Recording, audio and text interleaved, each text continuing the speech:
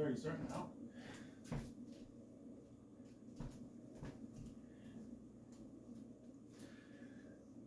I should be smiling when I'm starting this review because this movie sucks! I'm sorry. Little warning next time.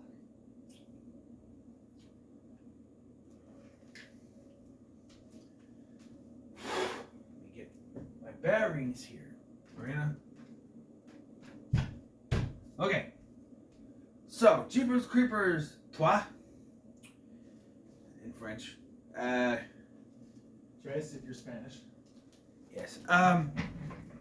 So this movie coming out 14 years after the second film, and disappointed all the fans. Oh, I gotta have to say this in each one, okay? I know what Victor Salva did. I acknowledge that, but I'm here to talk about the movies, not about him. And as I've said in the last two, once I sit my ass down in that chair, all the Victor Salva talk ends. We don't mention his name, okay? Okay. So, let me explain to you the backstory of this movie as to why it was such a big disappointment. So after the second one was released, there was planned a third film, and it kept getting pushed and pushed and pushed. By about, I want to say 2010-ish, their plans came out. Victor Salva came out and said, oh, we're planning a third one. It's called Jeepers Creepers 3 Cathedral, and it's going to follow Trish from the first film, teaming up with Jack and Jackie, his son, from the second film, and they're going to come together 23 years later, like at the ending of the last one, the second one, and they're going to take on the Creeper once and for all. It was supposed to be the final confrontation, right? As we know with horror movies, if they make money, they're going to keep hashing them, but, you know, if you got something in mind, maybe it would have been the last one, who knows. So, the years kept coming.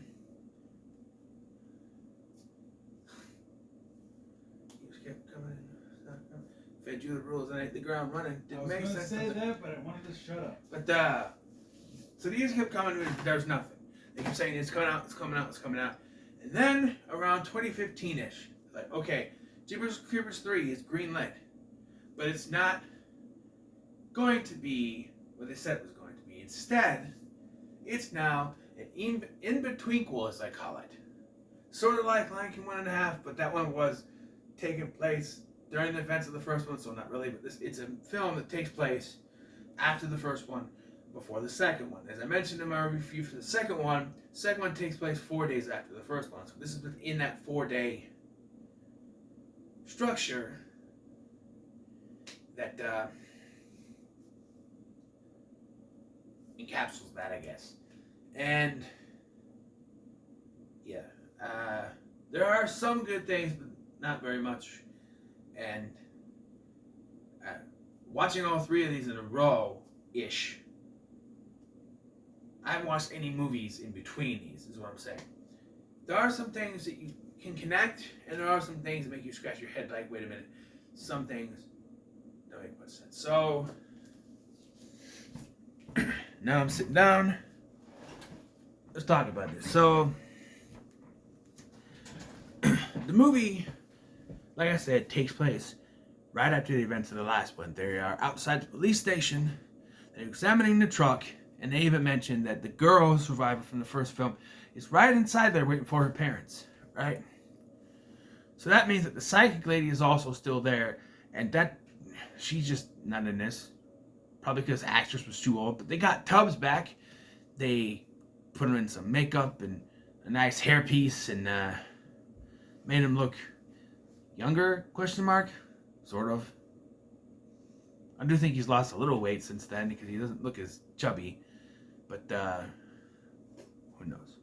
And then we're introduced to this sheriff, this Creighton Duke looking motherfucker, who comes in spewing exposition he believes about this creature because he had an encounter, because there is a flashback at the beginning of this that shows Kenny Brandon, who is mentioned in the first film. Kenny Brandon and his girlfriend, whose name I forget, were both attacked and killed by this thing on the road 23 years earlier.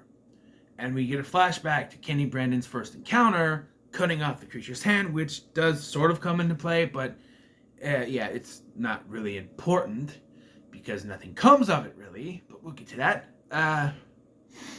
Yeah, but also we find out that Kenny Brandon and his girlfriend were killed by the thing, right? By the creeper.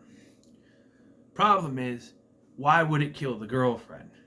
The only thing I can think of, well, like, then the first two is like he's going after specific people and he kills anyone that gets in his way. So, only thing I can think of is that he's going after Kenny for revenge, right? And the girlfriend got in his way. It's the only thing I can think of is why they were both killed. So, it was that. But so our main characters are the sheriff, Creighton Duke sheriff guy. We have Kenny's mother, played by Meg Foster. What was her name? Yaren or something like that. I don't know. Her granddaughter, and the granddaughter's boyfriend, who was Tommy C, the piece of shit Tommy C, in Stranger Things, season 1 and a little bit of season 2. Her love interest, boyfriend, friend, whatever. There's also Kirk, who I mentioned because he's in this a little bit more than some of the other throwaway characters. I'm just saying. And watching it this time, because I always wondered, why did they do this? Watching it this time, and finally realizing who Kenny Brandon was, going back to watching all three of them in a row, basically, I was like, okay, so they're trying to fill in the blanks. I think what He Who Shall Not Be Named was trying to do here was to flesh out the story, saying, not just to take away what we wanted to have in that original third film, but to say, okay, I think we need to flesh out the story more and kind of give more backstory. Bring in the Kenny Brandon character, connect that family to everything, and bring in this sheriff who supposedly knew about this thing because he had an encounter as well 23 years earlier, but for some reason he just so happened not to be there when the two people claiming there was something coming after them were there. He just so happened to be out of town or something, and shows up at the end. And yeah, I don't know, it's a little bit coinky-dink. The one guy who believes in this thing just so happened to not be there that night, How he was the only one. I don't know, an encounter maybe, who knows. Yeah. And I'm not going to go through all the stuff like, oh, the horse needs hay, but they don't have any money for the hay. That's not important. There's a rabbit in the trap. Not important to the story.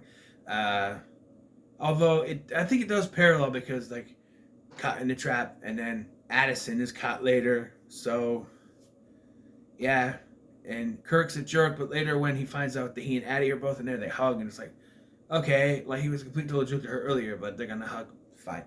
And you have three actually main plot lines here. You have the sheriff and Tubbs gearing up for a war against this thing. You have Addie and Kirk inside this truck, and Buddy's a part of that too because it becomes 4 actually once Buddy gets separated from them, but And then you have the grandma and this ghost of her son, Kenny Brandon, who says there's something buried on the hill. She digs it up, and it's the creeper's hand that he cut off earlier in the beginning of the film to begin the flashback thing. And if you touch this hand, it gives you visions, because we gotta work a psychic angle in here somewhere. Why you didn't just de-age the psychic lady and bring her back, I don't know. Maybe not make it a fucking prequel. Anyway, she puts her hands on it and she sees things. It happens to the sheriff later too. The only problem is we don't see a goddamn thing. We as an audience are not shown any of this. They just see it. So we're not given any exposition as to what. Only thing we get is from the sheriff later saying that the thing is ancient. That's it. So this thing has lived for a very, very long time. Good for them. Okay? But there's no real exposition given to us. There's some other things filling in, and one of the things that He Who Should Not Be Named said was that we're going to get more of the truck, and it's almost too much because, one, this still doesn't explain why it wasn't in the second one. It just wasn't. Like maybe they destroyed it, but they make it fucking invincible, so there's no way. It doesn't make any sense. It makes no sense why it wasn't this that way. They give no reason for it. It's just not there. Because this thing is indestructible. It shoots bombs, spears, freaking, I don't know. It's ridiculous, this thing. Now, it's like we're going to make this thing its own character. And it's like, people are trying to check this thing out. Oh, by the way, there is this exposition scene that makes no fucking sense. So Kirk and his buddies find the truck, right? Early on in the film. And they start talking about this truck like it's a legend. They're like, dude, beating you? No, be eating you. It's the truck from 23 years ago. And I'm like, this, huh? No one knows about this truck. They're like, if this specific truck is from a legend, like, how come Derry didn't know? Derry and Trish didn't know what it was. They know the legend of what happened to Kenny Brennan and his girlfriend, but they don't know the truck specifically said, be eating you. And again, I gotta point out, how did he get that on the license plate? How, did he walk into the DMV and say, give me license plate? I don't understand how he got that license plate. And there's another one that makes me roll my eyes later with the people working with the sheriff that have a license plate that says, be killing you. Give me a fucking break. It's not funny. Haha. Okay? I'm just saying, no. Alright? But yeah, supposedly there's a legend around this thing and the truck and the license plate that only people in this small little part of the town know. Like, if the Kenny Brandon and his girlfriend legend is known, why wouldn't other people know about the truck? You know, it doesn't make any sense. You know, it just doesn't make any sense. But they're pointing out like it may be a local legend, but again, if the disappearance of Kenny Brennan and his girlfriend goes out farther than that, why wouldn't, I don't know. And probably one of the biggest things that I can gripe about is that, okay, I've said this before many times, but this is technically a prequel. Technically, it's a prequel to the second one, so you know he's not going to die. So you got to figure out a way how you're going to end this.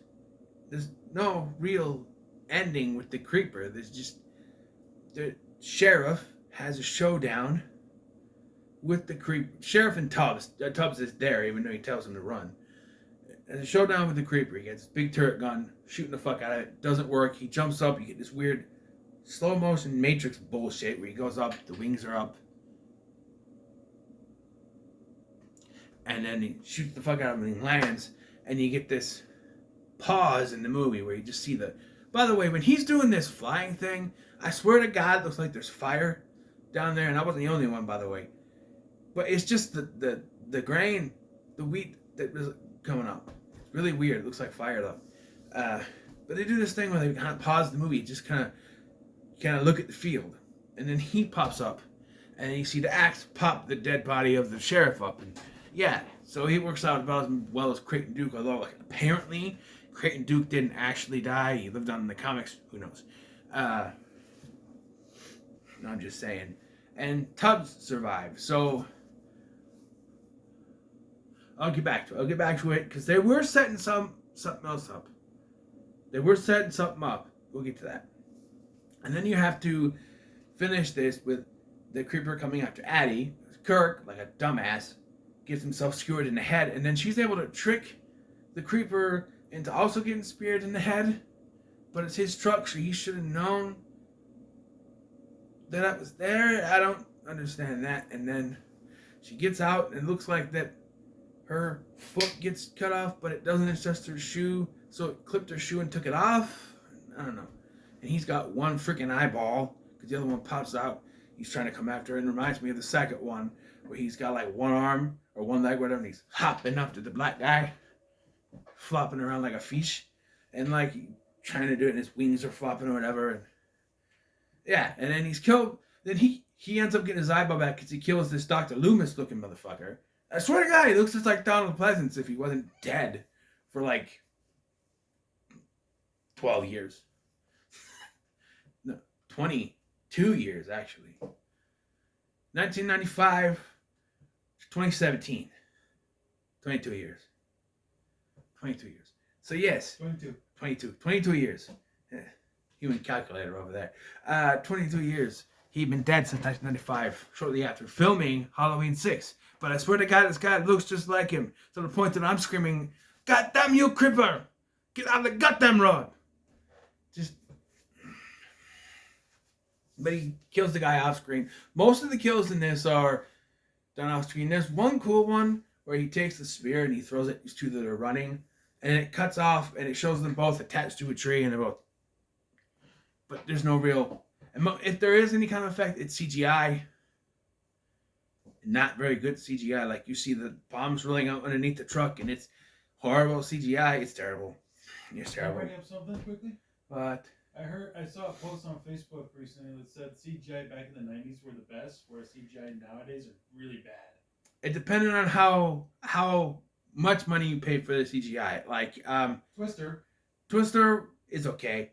That thing, Jurassic Park, there was CGI in there too, mixed with the practical effects. I would imagine the CGI being the dinosaurs.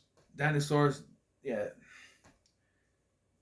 Like the motherfucking T-Rex was, when it moves around, that's CGI, and it still looks good. You watch it on the screens, it still looks good. So, quick question: you compared Jurassic Park, or the original Jurassic Park from the 90s, to this movie? This is a piece of shit. No, I was gonna say if you compare Jurassic Park CGI from the 90s and the Jurassic Park they did now, which one has better CGI? Or are they both pretty equal? I said this in my review for Jurassic World Dominion, and we're getting off topic, but I'll get back.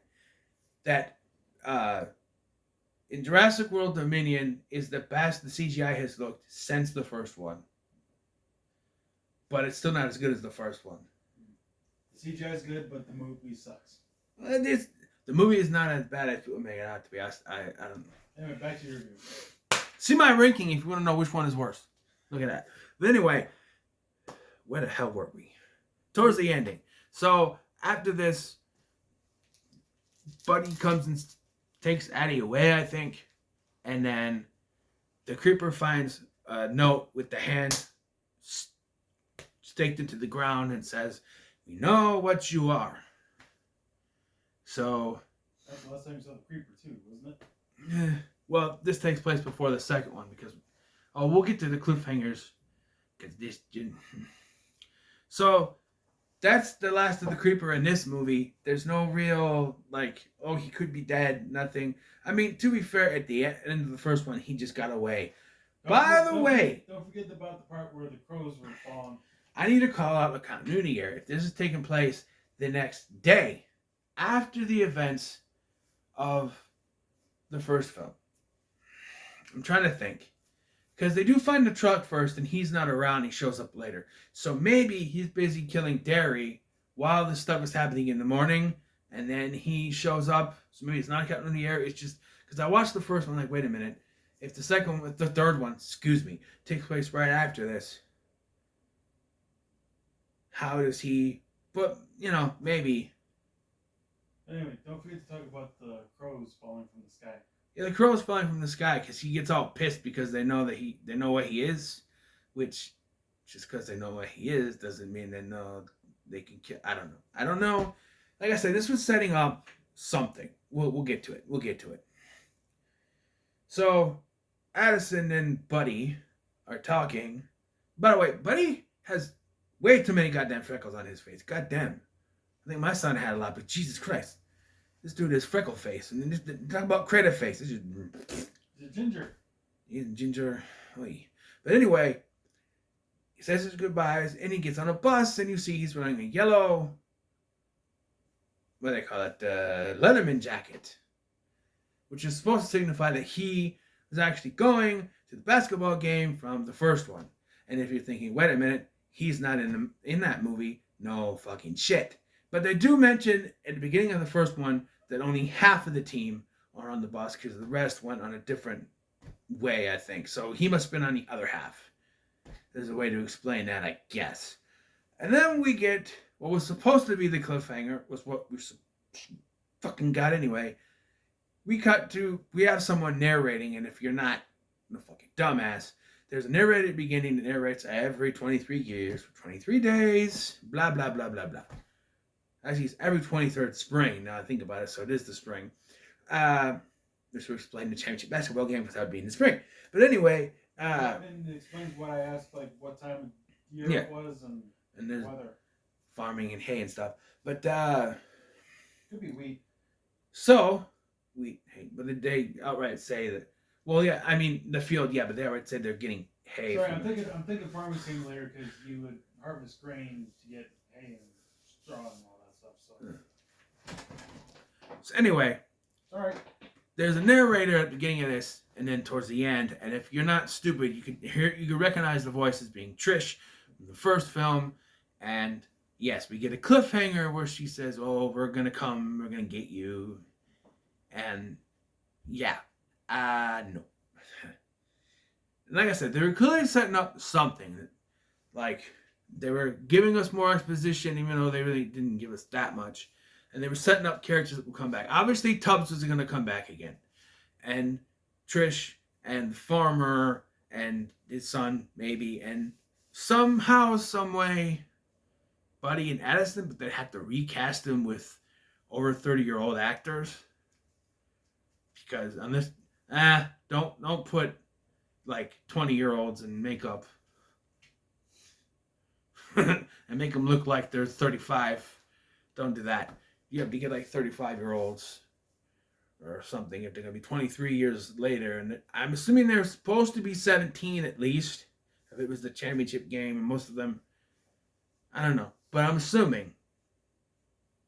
But yeah. And so they were still planning on doing it. And either they couldn't do that movie right away, so they did this, or they did this out of necessity, thinking they wanted to add more to it. But if you're going to do something like this, then you should have done it earlier, not 14 years later. You know, you should have done like maybe 2005. That way, that when the 23 years are finally up, everyone probably could have been about an appropriate age, although I feel like Ray Wise would look better than he did at the end of the second one because he was in heavy old person makeup. And if you see what he looks like now, he looks better than that. For a guy in his 70s. He looks pretty good. So, yeah. Maybe he dyes his hair. Who knows? But, yeah. Fry in hell. This movie deserves to fry in hell for making us think we were going to get something. You know? No. And even with this new one that I've been hearing so very good things about, he said sarcastically. I really don't know if we're ever going to get something like, even if you couldn't get he who must not be named to come back, you should have taken the script home and said, we're still going to do this, but without him, and maybe this will be less creepy than, you know, I'm just saying maybe they should have just taken the script and went with it and continued the final chapter instead of doing something new. I don't know. And I haven't seen the movie, but none of the stuff I've been hearing is very good, so, you know. But, yeah, this movie fries in hell all day long. Fuck this movie, man. Just no. This is only the third time I watched it. I watched it on Sci-Fi Channel when it first came out, right? Because I wanted to see it. And then I bought it so I can watch it without the, you know, what I thought was all the gore taken out and the swearing. Any boobies that might be in there, you know. No boobies. Which is okay. There hasn't been any in these movies anyway, so the change wouldn't. Being who the director is, that's probably a good idea. Or what the director is. But, and, gore is really not much more than there was in the TV version. And there is some swearing, but not a couple of F-bombs here and there. But I really don't know why this is rated R. I don't know. But, yeah. Fine, hell.